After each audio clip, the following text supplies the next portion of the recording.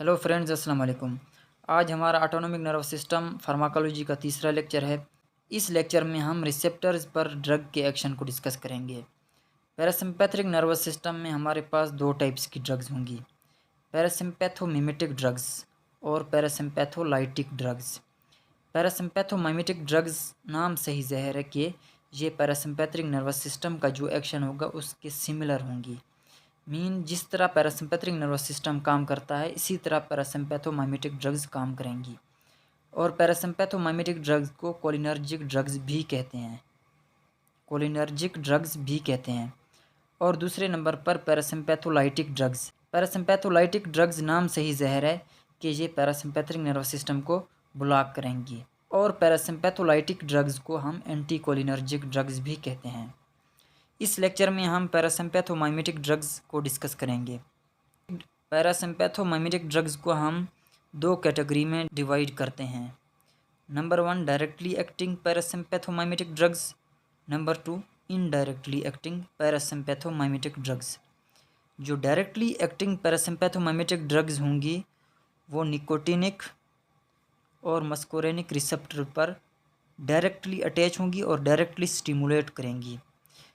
और जो indirectly acting parasympathomimetic drugs होंगी वो निकोटिनिक और मस्कोरेनिक रिसेप्टर्स को डायरेक्टली स्टिमुलेट नहीं करेंगी। वो क्या करेंगी, वो एसिटाइलकोलिन ईस्ट्रेज को इनहिबिट कर देंगी। एसिटाइलकोलिन ईस्ट्रेज का क्या काम है? एसिटाइलकोलिन ईस्ट्रेज एसिटाइलकोलिन की डिग्रेडेशन करता है। अगर एसिटाइलकोलिन इनहिबिट होगा तो एसिटाइलकोलिन का लेवल इंक्रीज हो जाएगा, जिसकी वजह से पैरासिम्पैथेटिक एक्शन भी इंक्रीज होगा। इंक्रीज पैरासिम्पैथेटिक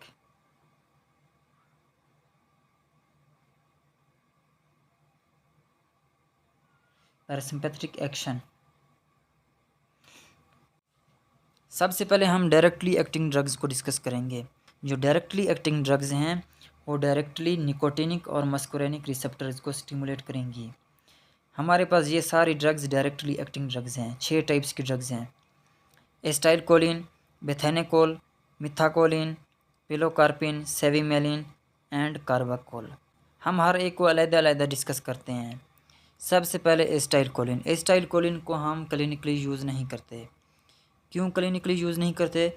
क्योंकि ब्लड में सूडो एसिटाइलकोलिन ईस्ट्रेज होता है, जिसकी वजह से एसिटाइलकोलिन की ब्रेकडाउन हो जाती है। अगर हम आईवी एसिटाइलकोलिन किसी भी पेशेंट को देंगे तो सूडो एसिटाइलकोलिन ईस्ट्रेज एसिटाइलकोलिन को ब्रेक डाउन कर देगा।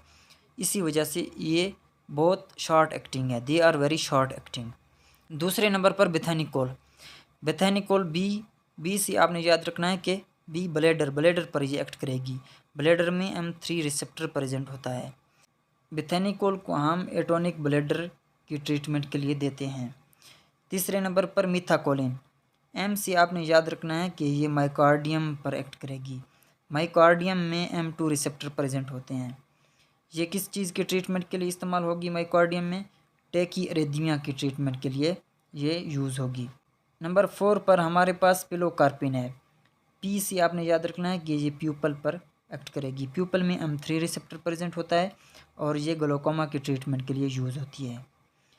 नंबर 5 पर सेविमेलिन ग्लैंड्स पर एक्ट करती है। ग्लैंड्स में M3 रिसेप्टर्स प्रेजेंट होती हैं। जब ये ग्लैंड्स पर एक्ट करेगी M3 रिसेप्टर्स पर तो ये ग्लैंड्स की सिक्रीशन को इंक्रीज़ कर देगी और ये ज़ोग्रेन्स सिंड्रोम की ट्रीटमेंट के लिए यूज़ होती है। नंबर 6 पर carbachol only directly acting drugs है जो दोनों निकोटिनिक और मस्कोरेनिक रिसेप्टर दोनों पर एक्ट करेगी। इसके अलावा हमारे पास जितने भी डायरेक्टली एक्टिंग ड्रग्स हैं एसिटाइलकोलिन, बेथेनिकोल, मिथाकोलिन, पिलोकार्पिन एंड सेविमेलिन, ये सारे सिर्फ और सिर्फ मस्कोरेनिक रिसेप्टर्स पर एक्ट करेंगी।